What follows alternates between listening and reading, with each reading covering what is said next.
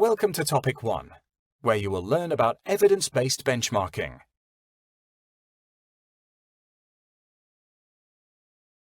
The benchmarking exercise should never be considered as an inspection, but it can be assimilated to an audit in that it is a method to collect evidence. In accordance with ISO 9001, an audit is defined as a systematic, independent, and documented process for obtaining objective evidence and evaluating it objectively to determine the extent to which audit criteria are fulfilled. The audit process involves several stages. During the planning phase, we strive to understand the context, establish clear objectives, effectively organize our time, and identify areas of potential risk.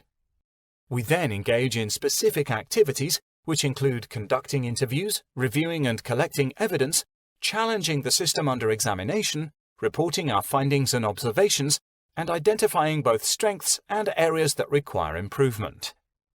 During the checking stage, we verify that all relevant items have been thoroughly evaluated. It is important to ensure that the evidence collected during the audit is comprehensive, factual, and well documented. After completing the activities, we proceed to take the necessary actions.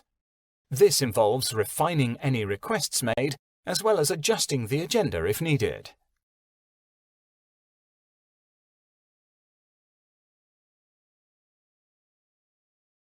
From a high-level macro perspective, a process is defined as a set of interrelated activities that transform inputs into outputs. When it comes to a benchmarking exercise, there are specific inputs and outputs involved. The inputs for the benchmarking exercise consist of criteria, or requirements, and objective and documented evidence.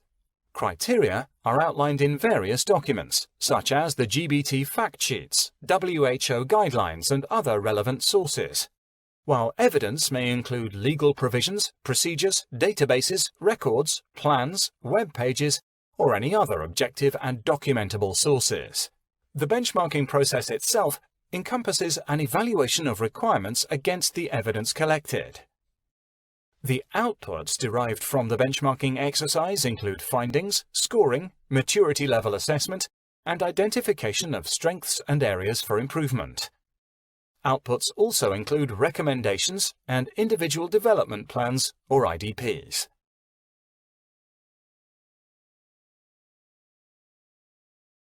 When we talk about evidence-based benchmarking, we refer to the rational method for reaching reliable and reproducible conclusions through a systematic process.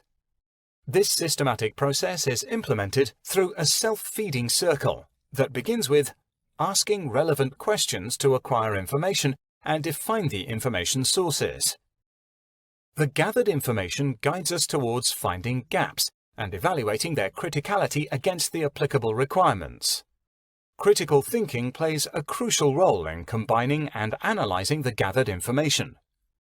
Maintaining effective communication by sharing information and insights with your co-assessors and the assessee is essential throughout the entire benchmarking process. Finally, the information gathered and analyzed is carefully examined for applying it to the next set of questions, ensuring a continuous and self-refining process.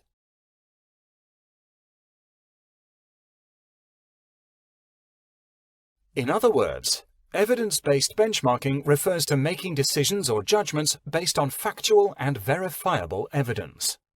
For instance, when assessing whether an organization has conducted training according to the program it developed, you would look for the training records.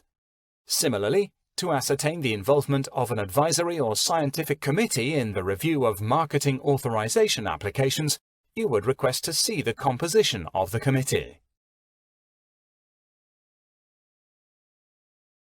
In the context of evidence-based benchmarking, it is important to note that the lack of evidence can also serve as evidence itself.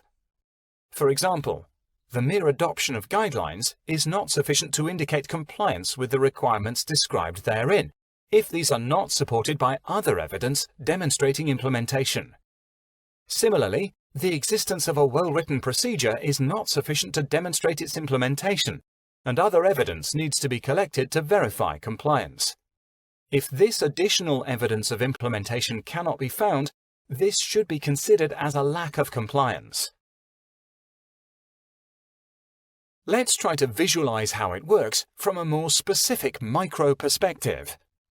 Requirements are predefined by international guidelines and best practices. During benchmarking, we collect evidence and facts to assess the extent to which these requirements are fulfilled. The gap represents the difference between the stated requirements and the actual evidence collected. These are collectively named as the REG principles, where REG is the abbreviation for Requirements, Evidence, and Gaps.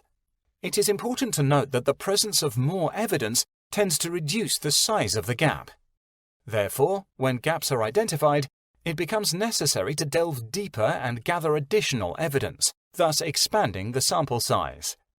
This is crucial to provide more substantial support for the identified gap.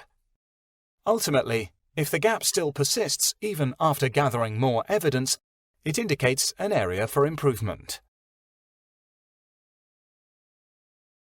As an assessor, you will play a crucial role in applying good REG practices. Your skills will be vital in effectively carrying out the assessment process.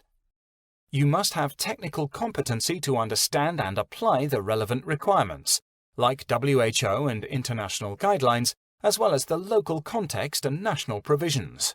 In addition to technical competency, you would require foundational and functional skills related to gathering and examining evidence. These skills include strong investigation capabilities, effective communication, meticulous documentation collection, and accurate reporting. By employing these skills, you would contribute to the establishment of good REG practices, which would help maintain focus on the objective and drive discussions.